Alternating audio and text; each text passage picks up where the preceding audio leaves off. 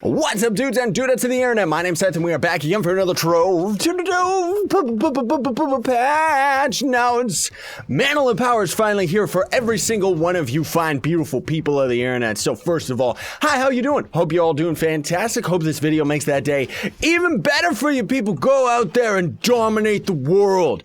Yeah. So before we end up starting today, of course, this is a video about information rather than prizes and stuff. So I still humbly request you to Hadouken the like button for me. It helps me out more than you know. So without further ado, they've added a whole bunch of new stuff to this patch. It's actually not just Mantle of Power for everybody. It actually comes with a couple benefits. So first of all, get some amazing stuff by competing in the weekly contest with your fellow Trovians. Contests can be found on the leaderboard UI. Class contests and stat-based contests will rotate weekly, so it's not as bad as I thought it was. I thought it was going to be a system that was going to reward the people that were already at the top. Turns out that it's going to be resetting weekly and probably just going to be rewarding people for grinding and stuff like that. They'll be tuning out the ranks and the rewards in the coming weeks, blah, blah, blah. Let's take a peek. What do we got? Oh. Rank 1000 gets a gold chaos chest, 10,000 gets one of these weird 9th lives, and this gets this. I don't know what any of this stuff is. What's the contest? Rank number 1 gets you party pinata animal. Oh, here's the contest. Aha! Gunslinger, Neon Ninja, Revenant, mastery points, and weekly quest completed. Ooh, I see. So get grinding, everybody. That kind of sucks. Oh boy. Well, you know what? That's still pretty cool. Still a very nice system. I actually like the way that they implemented it better than the way that I thought they were going to do. The amazing stuff includes you can end up getting a light or dark Pegasus mounts. What these Pegasus mounts are is it's going to be a mount that will actually have your wings come out of it while you're riding it. So I guess it's cool. Then there is also the best rewards are given for the top leaderboard, but some rewards, like you saw right there, I'm still going to end up getting some rewards even though I'm not at the top. Honestly, I don't know if I'm going to have that much time to grind this week because I got to catch up on all the videos and everything like that. Important fixes. Fixed a bug where it was possible to get in a state where attacks would not land. This is a huge deal for the Shadow Hunter and for a lot of the other classes because mostly the ranged classes actually were affected by this, where you would be attacking, like if anybody's a Chloromancer out there, you'll know. You were attacking on your screen, but none of your plants were healing, none of the enemies were taking damage and stuff like that. That has been fixed now, so that's fantastic. Re-added mastery points for level 20 because they ended up taking that out, and that's why everybody was wondering, what happened to my extra mastery? It's because the level cap ended up getting bumped up to 30, and they took the mastery away, but now it's back, so it should be all good. Add an additional mastery points for level 30, so my mastery points should have bumped up a little bit, but who cares? Gem system tuning. Over the next few weeks, we will be making adjustments to the gem system. If it impacts previous actions taken in meaningful ways, we will do our best to compensate with, they're talking about like, not necessarily with the gem dust, unfortunately, which is the biggest thing that they should compensate people on, but mostly just the numbers and the RNG and stuff like that are just horrible right now. So in all honesty, lots of people have been asking me, should I buy one of the Mantle of Power packs? No, I would not recommend it. Do not touch any of the Mantle of Power packs until they end up ironing out this system, because as it stands right now, the RNG is just way too ridiculous, and unfortunately, they don't have anything in the store that negates the RNG, so it's not even proper pay to win. Personally, like, I think if they were gonna try and do this in a more successful route, it would be like, add something to the store that you pay money for that guaranteed levels up a gem, rather than paying for something that's just going to slightly increase your odds. It's just a very weird thought process.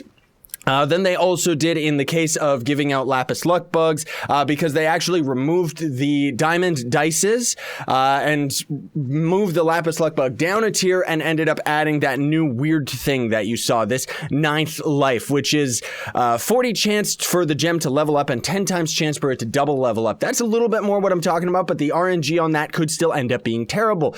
This, it's funny that they actually ended up adding something like this, because on the PTS server when they were testing, the Lapis Luck bug actually had a 50 times chance to level up, and it was even better than this 9th life garbage that they're adding in later. So I think the big reason that they're adding that is so that they can give us more of the Lapis Luck bugs without giving us overly good odds, you know, because lots of people like myself ended up using all of our resources day one and then finding out after, oh, they're going to change all the numbers. So you're, of course, not going to see any of this stuff in your inventory right now. But, of course, if you did end up buying Mantle of Power last week and ended up using most of your boosters and boxes and stuff like that, they're going to try and compensate us throughout the weeks and give us more stuff back.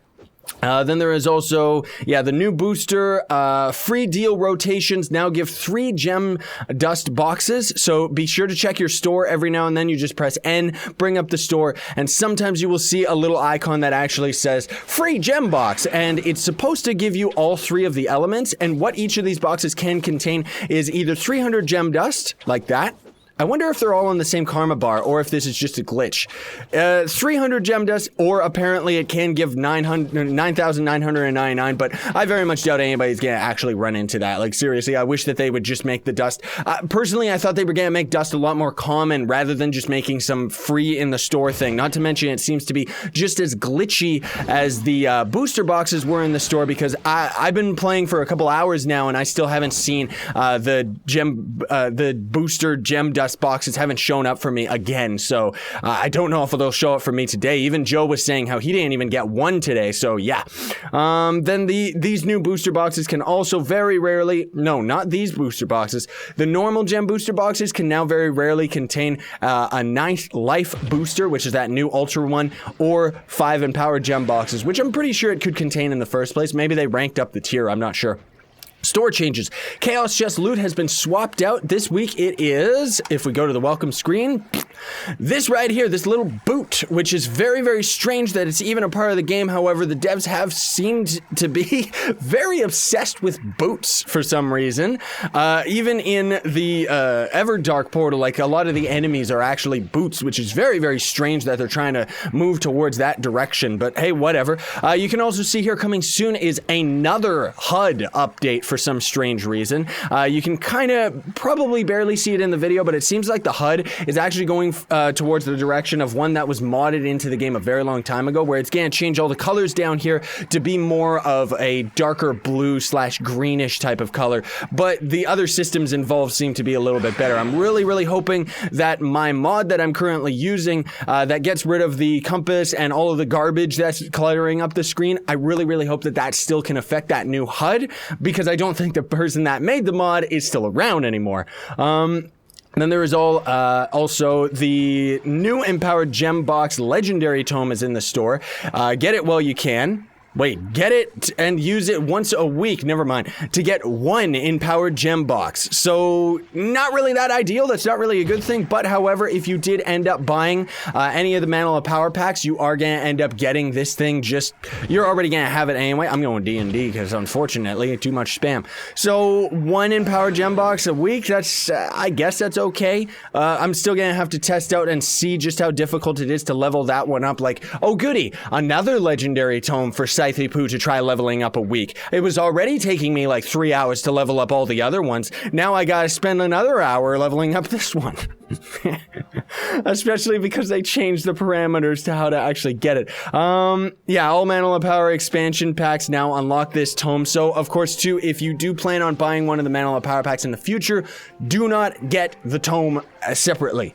Then the Jade Clovers, for some strange reason, this is brutal. So these Jade Clovers, which you could normally buy for 25 cubits, they've moved that out. You can only buy them for cash. So technically, outside of your gems breaking and then having to get this stupid regeminator, I guess technically this thing was pointless because you could just buy a bunch of Jade Clovers. But now that the Jade Clovers are money only, which, okay, whatever, it means that technically the gem system in general is pay to play. Because without the clovers and stuff like that, the RNG on the gem system is absolutely brutal. Your gems are going to be breaking 24/7. So, I mean, overall, you all know, I don't really agree with the whole gem system and how it's actually executed. So we'll get into that in our time. Well, I already got into it in a video, so forget that. And then everything else, of course, that's gem related. It's now cash shop only. Then there is class adjustments. So there's a huge explanation right here. I'm going to dumb it down. The Boomeranger, accidentally ended up increasing his melee attack strength while they want, for some strange reason, they really want his bow to be just as powerful as his sword and just as viable, which the biggest reason that nobody uses the bow is because melee weapons are better in this game because the ranged weapons are not coded very well. That's the biggest reason why. So of course most people can still main boomeranger with a melee weapon, but it's still gonna be a little bit more possible to use a bow, I guess. The good thing about using a bow with the boomeranger is if you're in an area that's too powerful, you can just jump in the air because it doesn't take any of your energy to actually use any of his abilities, so you can just jump forever and shoot down on the enemies and stuff, right?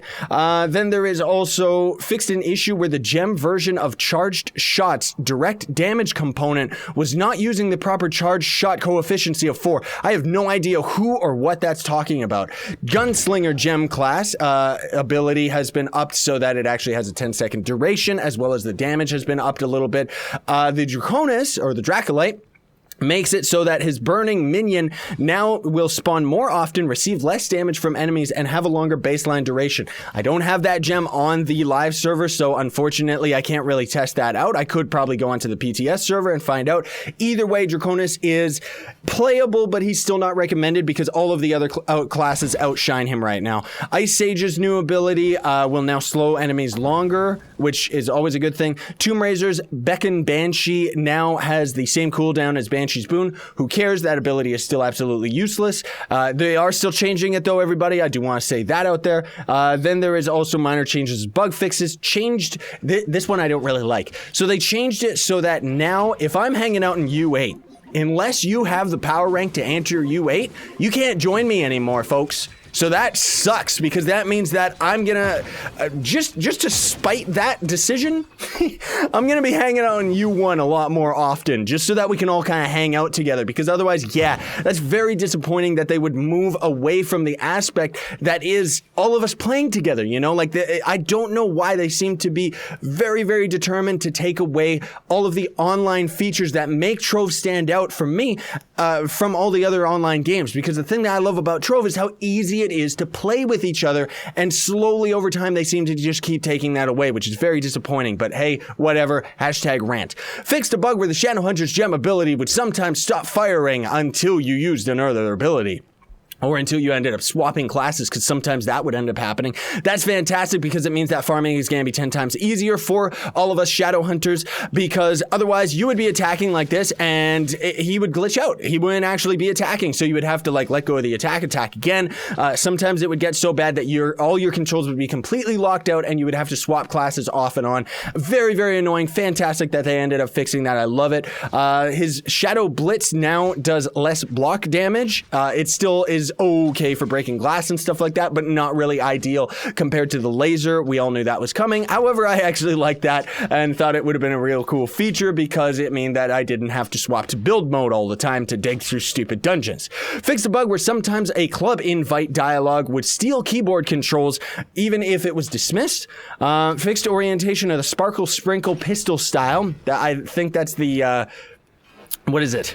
I think that's the one that comes with the extra life pack. I'm pretty sure. By the way, I want to mention too, because lots of people keep asking, the extra life pack is going to be available until the end of April, and then you're going to be able to buy the dragon eggs from the pack if you only favor one or the other. You're going to be able to buy them out of the store for 10k qubits, the same as any of the other dragons. So yet another thing that for some strange reason is taking all of our qubits, even though free players are going to be using all their qubits on their cracked gems. So personally, I think that they need to rebalance the whole dragon system in general, because right now, including all the primordial dragons, it takes 4,900 dragon coins. That's 4,900 hours of dragon challenges not missed. Like, seriously. No, I mean, of course, there's a little bit of RNG involved, but still, that's just insane. I just wanted to point that out. Tombstones can no longer fall asleep. There is also fixed a bug where, here's actually a good one. So when you would end up using an ally flask, like a flask that would end up spawning an ally, for the longest time, since they actually came out in the game, that ally would actually start attacking any other people that were around you, even other players, even though it didn't actually do any damage. It was especially bad bad when you would have a Tomb Raiser because they would come out and try to attack the skeletons, and then they could start fighting each other, and ultimately they never really did anything, but now they ended up fixing that. Not that the allies are that useful at all, they're still extremely weak and don't have the proper damage output for the percentages, but either way, at least they're fixed.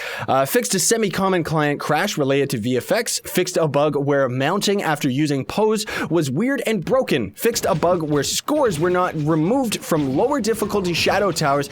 Master and Pinata, get out of here, man! I'm trying to do a video and you guys are trying to wreck the thing! Not the people, the evil Pinata army. Just kidding, there is peace between the Pinatas again. Those are just rebel Pinatas. Yeah, so they fixed an issue where if you would complete Shadow Tower on a harder difficulty, it wouldn't remove your time from the easier difficulty. I don't even know what that means. Tomorrow's update will swap purple names over to Ultra Daughter of the Moon. Good luck. Then there is also the things that they didn't mention, which unfortunately we didn't really ask for. One of them is the fact that you can now no longer pose, get on a dance pad, and we can't dance with our wings. This also applies to getting on your mount.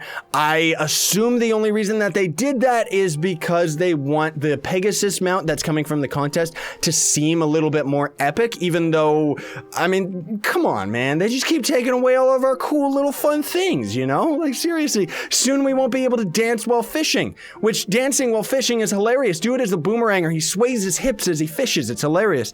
There is also a Neon Ninja bug going on right now that makes him absolutely useless. The devs are aware of it, but his gem ability, like his shurikens, have like, I think 50% of the damage or something like that. So yeah, that's a little bit disappointing. Then there is also an issue going around where if you end up using the Draconis' ultimate, sometimes it'll end up glitching out where your controls will lock similarly to what was happening with the Shadowhunter. And I'm sure that there is quite a few other things that have been going on. Again, they are going to be giving us a bunch of lapis lock bugs and stuff like that. So I would say still save your gem dust and everything like that until they end up giving those, because especially with the numbers being increased, although it's not really increased that much, but whatever. I still can't get 10k power rank for the life of me because it's stupid RNG. But yeah, so anyway, that's already it, everybody. I know this went a little bit longer than it needed to, but either way, Mantle Power is finally here, so at the least, free players can level up. You can go into the new elemental worlds and everything like that. It's absolutely awesome. We're all going to be able to play together, except if you don't have the right power rank. And either way, thanks for watching, everybody. Very much appreciate it, and hope that you enjoyed. If you did, do not forget to Hadouken the like button, share, favorite, and subscribe to Join Team Pixel. But before we go, I almost forgot, we gotta check what the votes were for last week's patch. Alright, everybody, so 7% of you said it was bad like the Pinata, 13% of you said it was meh like the Doge, and 79% of you said it was good like the Kigurumi. So that sounds to me like last week's patch was great! Tony the Tiger great, yeah, I know. So what do you think of this patch, everybody? I know that a lot of the free players are gonna be able to start getting really into all of the Mantle of Power stuff. What kind of a dance is he doing? He's dancing while he's trying to throw a bomb. Oh man, I didn't know you could do that. That's amazing. That was hilarious. So yeah, what do you think of this patch, everybody? Do you think it's good? Do you think it's bad? Do you think it's just kind of in the middle? Let me know what you think about that, and we'll tally up the votes for next week. Otherwise, hope you have a fantastic day. Sayonara and stay epic, everybody.